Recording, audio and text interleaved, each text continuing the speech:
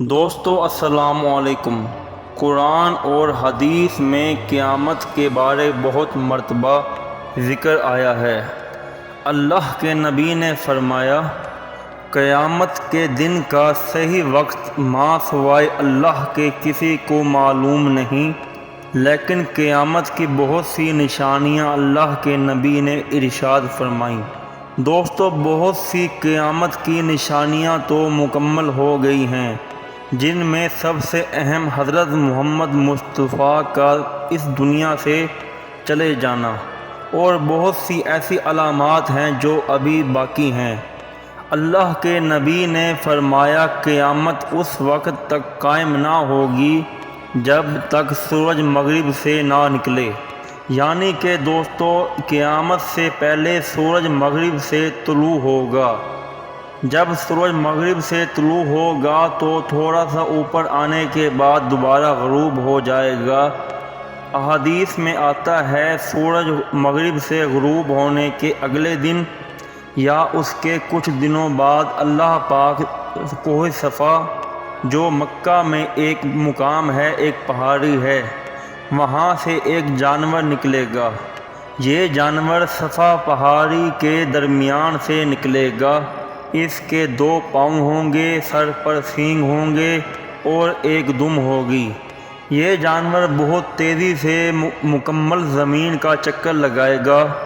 اس جانور کے بائیں ہاتھ میں حضرت موسیٰ علیہ السلام کا عصا ہوگا اور دائیں ہاتھ میں حضرت سلیمان علیہ السلام کی انگوٹھی ہوگی۔ یہ جانور مکمل روئے زمین پر گھومے گا اور اس انگوٹھی کی مدد سے لوگوں کے ماتھے پر نشان لگائے گا۔ جو اللہ کے نیک بندے ہوں گے ان کا چہرہ روشن ہو جائے گا، اور جنہوں نے اللہ کی نافرمانیاں کی ہوں گی ان کا چہرہ سیاہ ہو جائے گا۔ دوستو، آج ہم آپ کو بتائیں گے کہ حضرت سلیمان علیہ السلام کی یہ انگوٹھی کہاں سے آئی تھی، اس وقت کہاں ہے اور کہاں پر ظاہر ہوگی، اور اس انگوٹھی کے کمالات کیا تھے۔ دوستو، حضرت سلیمان علیہ السلام اللہ کے سچے نبی ہیں۔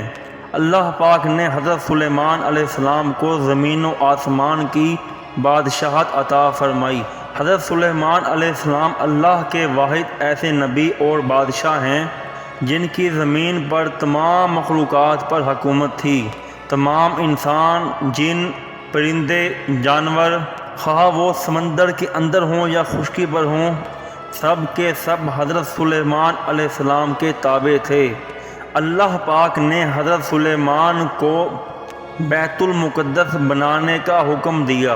حضرت سلیمان علیہ السلام انسانوں اور جنوں کو کام پر لگا کر بیت المقدس کی تعمیر شروع کروا دی۔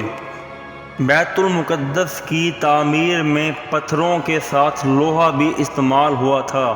جب مزدور لوہے پر کام کرتے تو آواز پیدا ہوتی۔ اللہ نے حضرت سلیمان کو حکم دیا کہ لوہے کی آواز پر قابو پاؤ۔ تو حضرت سلیمان علیہ السلام نے لوگوں اور جنوں سے کہا، کیا کوئی ایسا ہے جو لوہے کی آواز کو گم کر سکے، یا کوئی ایسی ترکیب بتائے کہ لوہے میں سے آواز نہ پیدا ہو؟ تو ایک جن نے کہا، سمندر میں ایک جن رہتا ہے جس کا نام حسیف یا حنیف ہے۔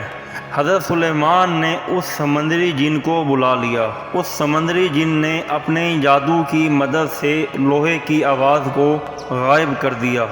وہ سمندری جن حنیف یا حسیف آہستہ آہستہ حضرت سلیمان کے قریب ہونے لگا۔ اس جن نے حضرت سلیمان علیہ السلام کا اعتماد جیت لیا۔ حضرت سلیمان علیہ السلام جب نہانے جاتے تو اپنی اسم اعظم والی انگوٹھی باہر رکھ دیتے۔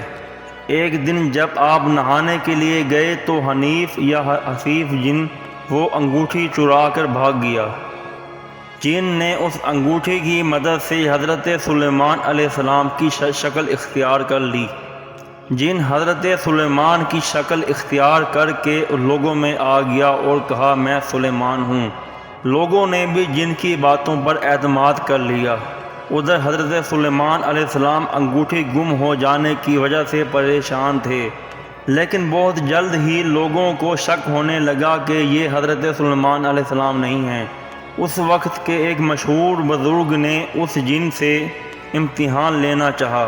بزرگ نے حضرت سلیمان کی شکل والے جن سے سب سے پہلے یہ سوال پوچھا کہ اے مجھے بتائیے کہ اگر کسی شخص پر رات کے وقت غسل فرض ہو جائے اور موسم بھی سرد ہو تو کیا وہ صبح تک انتظار کر سکتا ہے یا پھر اسے اسی وقت غسل کر لینا چاہیے؟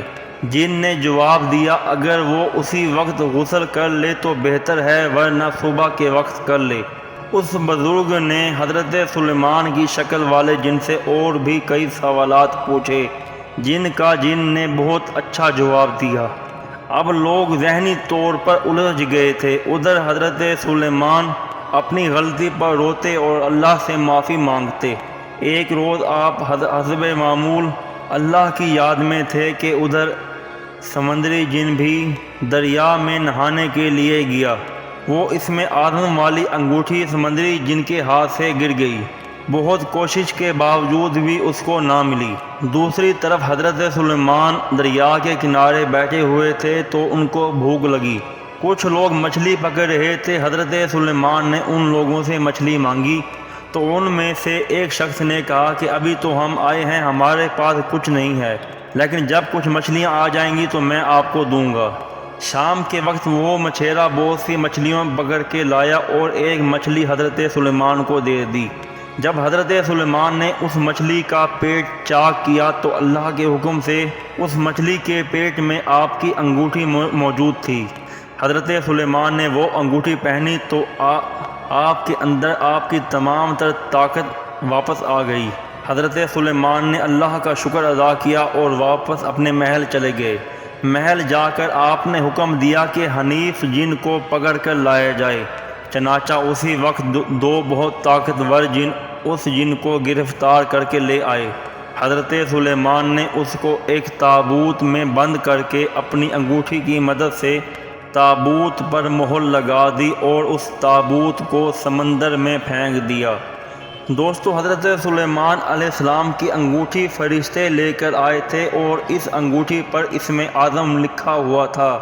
اسم اعظم کی برکت کی وجہ سے حضرت سلیمان تمام پرندوں اور جانوروں کی بولی سمجھتے تھے اور تمام جن اور ہوا حضرت سلیمان کے تابع تھی۔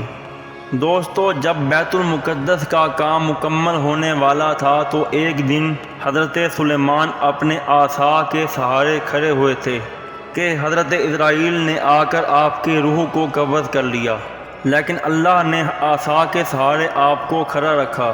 آپ اسی طرح مسلسل کئی روز تک کھڑے رہے۔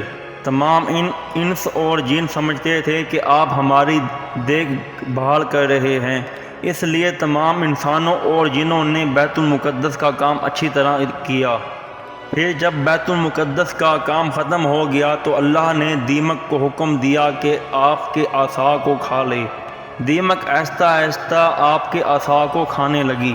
جب عصا کمزور ہوا تو حضرت سلیمان علیہ السلام گر گئے۔ جب آپ گرے تو آپ کے ہاتھ سے وہ انگوٹھی نکل کر زمین پر گر گئی اور اللہ کے حکم سے زمین میں چلی گئی۔ جب قیامت کا وقت قریب ہوگا تو زمین سے ایک جانور نکلے گا جسے دعوت الارض کہتے ہیں، اس کے ہاتھ میں وہ انگوٹھی ہوگی، اس سے وہ لوگوں کے چہروں پر نشان لگائے گا۔ آج بھی یہودی تابوت سکینہ کی تلاش میں اس لیے ہیں، وہ سمجھتے ہیں کہ تابوت میں دوسرے انبیاء کے تبرکات کے ساتھ حضرت سلیمان کی انگوٹھی بھی ہے، لیکن مستند کتابوں سے یہ بات ثابت ہے کہ آپ کی انگوٹھی اس وقت زمین میں غائب ہے۔ اور بھی ایسی اچھی ویڈیوز کے لیے ہمارے ساتھ جڑے رہیں۔